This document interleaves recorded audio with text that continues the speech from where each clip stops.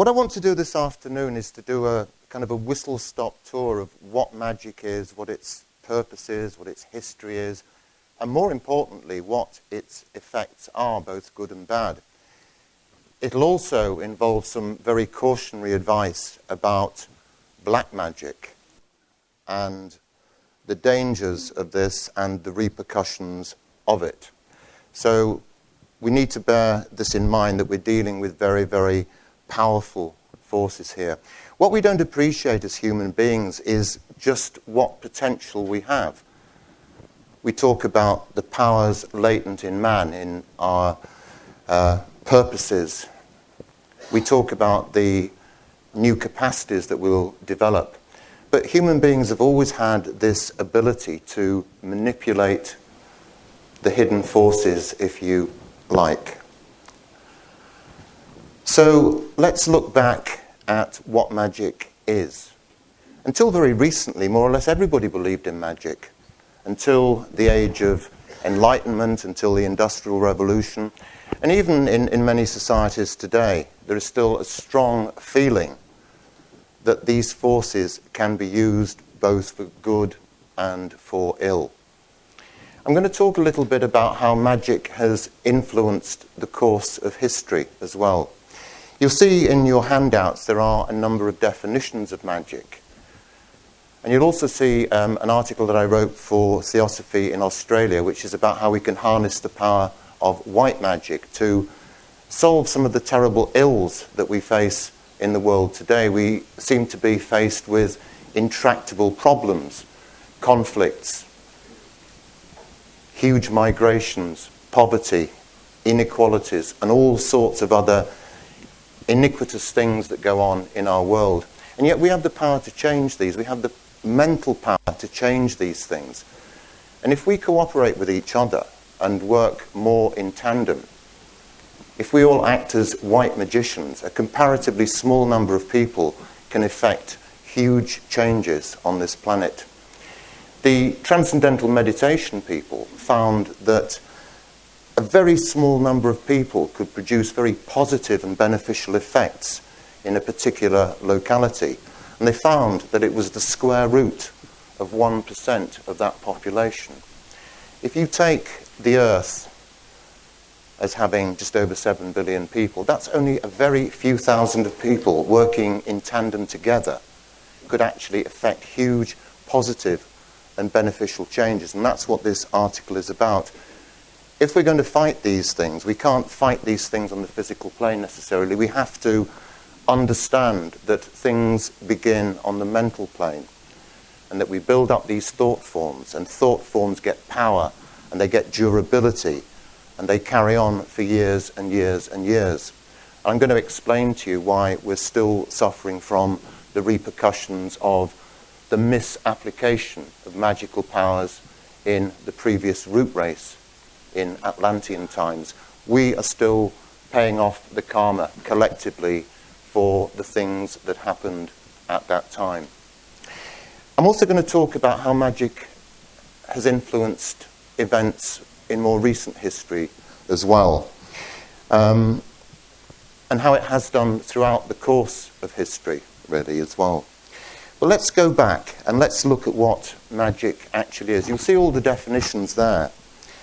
And one of the things we need to do at the very start is to separate off the forces of the left-hand path and the forces of the right-hand path. Black magic and white magic, the two are quite distinct. And we should understand that white magic is something that is pro-evolution, that is actually supporting the sort of things that we believe in terms of harmony, of people being connected, working cooperatively together. Black magic is anti-evolutionary. It's for selfish and greedy purposes. And for many, many thousands of years, there has been a battle raging on the inner planes between the forces of light and the forces of darkness. I don't want to sound too much like an evangelical Christian preacher here, but these forces are absolutely real and very, very tangible. Writers like Alice Bailey talk about the 20th century, we talk about the First World War and the Second World War. And we're talking at the moment in terms of 100 years, 70 years since these events took place. Alice Bailey talks about it as being one conflict, which went all the way from 1914 right the way through to victory over the Nazis in 1945. And yet, if you think about it, that war never really ended, did it? Because as soon as we defeated the Nazis, a new enemy presents itself in the form of Soviet communism. So all the time, even when there aren't outward wars, and there are certainly plenty of those at the moment, this stuff, this constant battle between good and evil is going on. Let's go back to the previous root race. We know a certain amount about life in Atlantis. A number of authors have offered us insights into the kind of things that went on. And it seems that there are haunting parallels between what happened then and what is happening to us now in terms of divisions between good and evil, between the haves and the have-nots. We know that the forces of darkness, the brothers of the shadow, or many of the names that they're talked about, described as, were trying to manipulate the forces of nature. They were doing it for greedy and selfish purposes. And inevitably, the result of that was a sympathetic reaction from nature herself, who didn't want to be conquered and couldn't be conquered. They didn't want to work in cooperation with nature and the natural forces. They wanted to oppose them and harness them. Well, does that sound hauntingly familiar as to what we're doing today in terms of the way that we treat the earth? We treat the earth as something like a big takeaway. And so what they got up to in Atlantis divided it and ultimately led to the destruction of Atlantis. It went through a number of periods of destruction, as we know. The final one probably round about 12,000 years ago, when the last island sank and the population was dispersed. We know that great evil was practiced then, and we're still paying the price for that today. I've heard people suggest more than once that many of the ills in the world, the diseases we have, are the direct karmic consequences of that application of black magic all those thousands of years ago. So we have to be very, very careful about all this, because there is this battle going on, and we can use white magic to oppose this to some degree. It's very important to understand that if we start manipulating these things for any greedy or selfish purpose, then that is an act of black magic. You'll see in your handouts there's a quote from Madame Blavatsky, which says that even a prayer to God, a plea for help from God, is an act of black magic. Which might sound quite extreme to some people, but what it illustrates is that we mustn't do these things for selfish purposes, for our own gain, for our own greed, to feed our own egos or anything like that. We have to do it for a greater good. And hopefully we are moving into this new age, which we talk a lot about, away from the divisive Piscean age towards the age of Aquarius, which is more about cooperation, more about people communicating with each other, more about people understanding that we're all in this together, and that we are all connected, and that we all have a common interest in these things. So this is where we need to start thinking about counteracting these dark forces. These dark forces will never go away, but they can be neutralized to a much greater degree than they have been. Now, there's always been attempts to manipulate the higher forces by governments. As long ago as the time of the Spanish Armada, Queen Elizabeth I employed an individual many of you will have heard of called John Dee. He was a scryer and alchemist and all sorts of other things. And it's also said that he, using magical means, was able to whip up a storm which defeated the Spanish Armada. So even as long ago as that, and probably way back into the mists of time, there have always been attempts by governments to manipulate these forces for their own ends. During the French Revolution, there are numerous stories about individuals like the Comte de Saint-Germain getting involved to foment political uprising in order to change the political landscape and change the social fabric of what France was at that time. Now, more recently, there have been certain notorious individuals involved in the magical manipulation of politics and world events. I was rather hoping to publish this book today on the 1st of August. This is about, it's a fact-based novel about how the British government employed a number of people to counteract the Nazis using magical rituals. Now, unfortunately, the printers have done rather a botched job on this, and the copies are not good enough to release. So if you want to buy a copy, it'll have to be somewhere down the line. But this book has involved a lot of research, and what I discovered was that one of the most notorious black magicians of the 20th century, Aleister Crowley, was closely involved with the government and doing all sorts of things to try and manipulate the Nazis. But the Nazis were also steeped in all this stuff.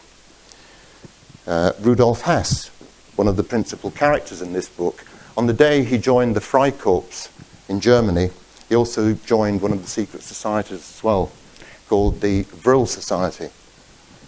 Now, the Nazis were very, very interested in this whole idea of manipulating these forces, and they were directing certain forces against us.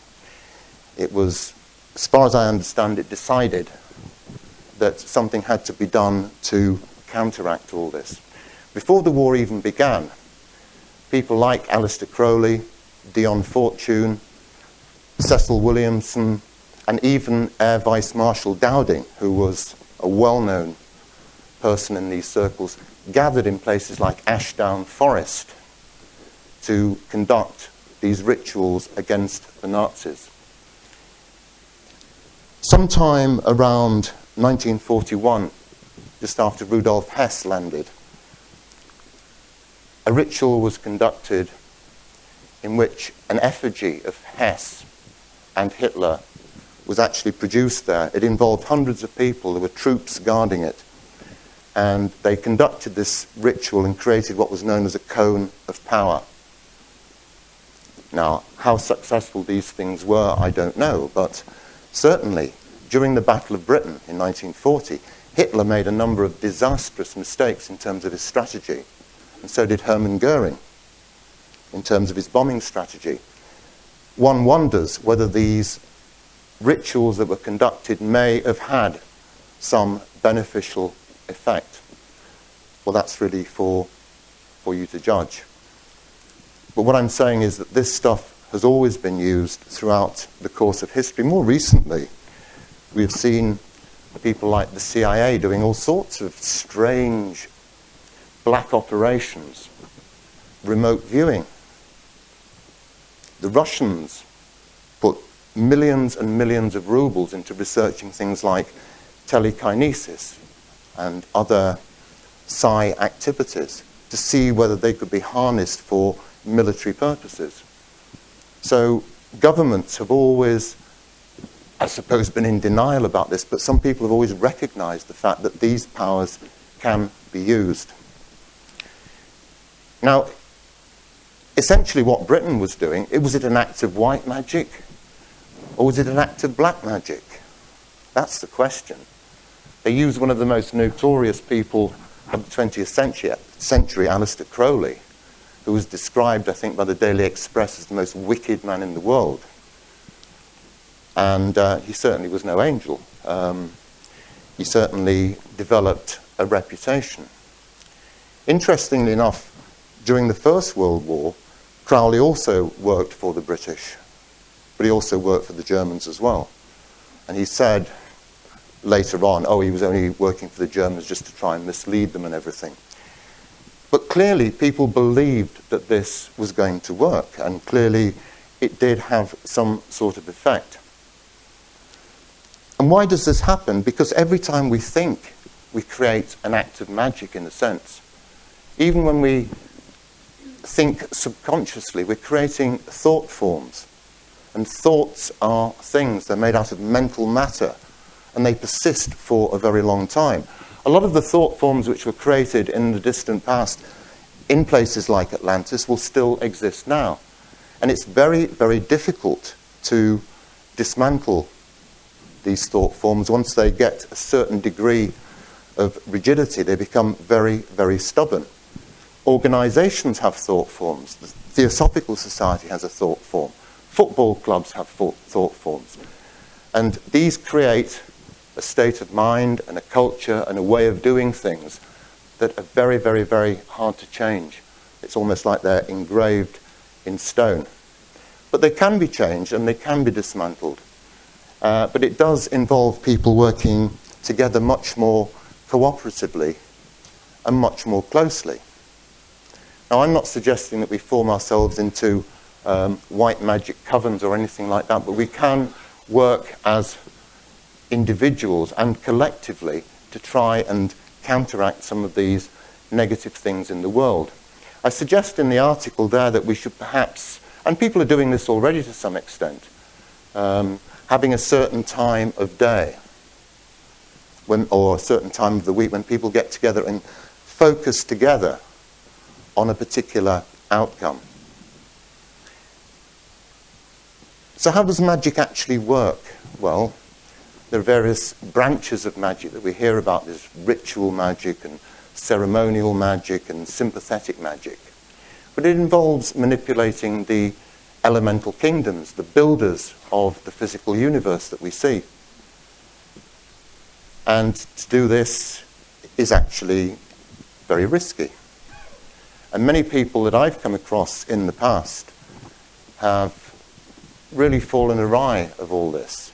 People who've tried to get involved in various magical activities.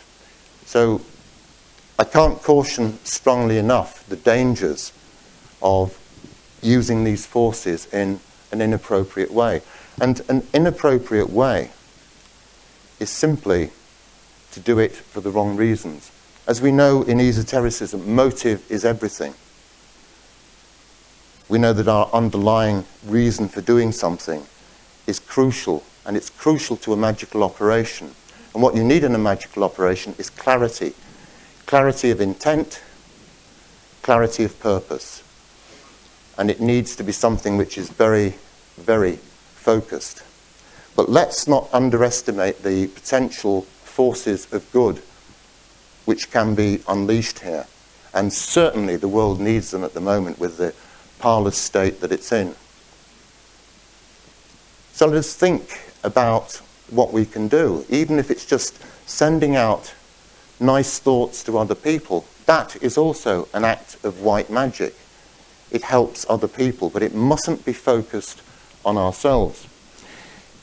Now, I have to confess, when I first got interested in esotericism when I was 16 or 17, being a teenager, and a somewhat naughty teenager, I was very attracted by all this Aleister Crowley stuff because it involved, dangerous living, having lots of women and going and living in exotic places and wearing robes and conjuring up demons and stuff. I bought all the books and I met quite a lot of people.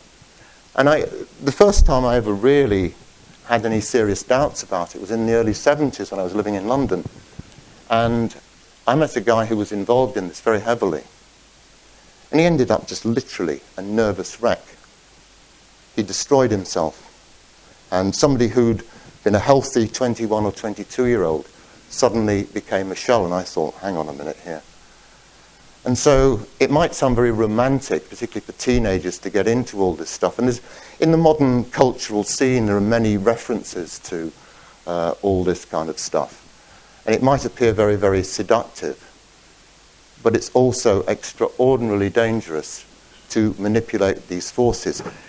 It's dangerous because we don't understand them. Very, very few people have a detailed understanding of these hierarchies of elemental and other beings which can be invoked. We can create these beings, as we know we can create these thought forms, these living entities which persist for a long time. And the more effort we put into it, the more conscious effort we put into creating these things, the more powerful they are and the longer they will persist. It's quite clear, as I said earlier on, that some of the things that were created in Atlantis are still overshadowing us now. People have suggested that things like cancer, AIDS, dementia, and other scourges of the modern age may well be the karmic outcome of all this attempts to manipulate the forces of nature in the past. And goodness only knows what kind of karma we might be building up for ourselves now. It's, well, in 3 or 4 days' time, it's the 70th anniversary of the dropping of that bomb, the first nuclear bomb on Hiroshima. I'm never sure if it's Hiroshima or Hiroshima. Hiroshima, okay. And then 3 days later on Nagasaki. It strikes me as a miracle, as a child who grew up in the nuclear age, that those weapons have never been used in anger again, given human proclivities for misusing things. I am very, very surprised that that hasn't happened. And I think that perhaps is a wonderful miracle of human restraint, because people now realize we don't just have enough nuclear weapons to blow ourselves up once, but many times over. And we as a country are contemplating spending a few zillion pounds updating our trident, for an enemy which probably no longer exists, because warfare has changed. Warfare is much more asymmetric these days. And so dropping that bomb will also have created a huge act of karma. Although some writers claim that the manufacture of this bomb, the discovery of the secrets behind creating it, were actually sanctioned by the Masters of Wisdom. And you think, well, if that's true, why would they have done that? Why would they have allowed something so stupendously powerful and destructive to come into the world? I don't know what the answer to that is, but it is suggested that had they not killed 70,000 people instantly in that first bomb, and of course many tens of thousands of people subsequently, the death toll would have been many, many times that, because the Japanese were so entrenched and so disinclined to surrender that any ground invasion of Japan would have involved the loss of 2 to 3 million lives. So it could be argued that the use of that bomb actually saved lives. I find that personally rather a specious argument, but nevertheless it's one that's advanced. And it strikes me that really nuclear technology is kind of the ultimate in black magic. It's the ultimate in alchemy, isn't it, as well? It's turning one thing into another thing. It's getting two atoms to collide and create a massive and disproportionate force. So our science today is almost a kind of magic. Imagine, when most of you were 3 years old, if you'd walked into the local corner shop with an iPhone, what would they have thought? They'd have thought you'd have just landed from another planet or just concocted some sort of magic. Imagine walking into a Regency coffee shop with a laptop. It's all about how this technology is advancing.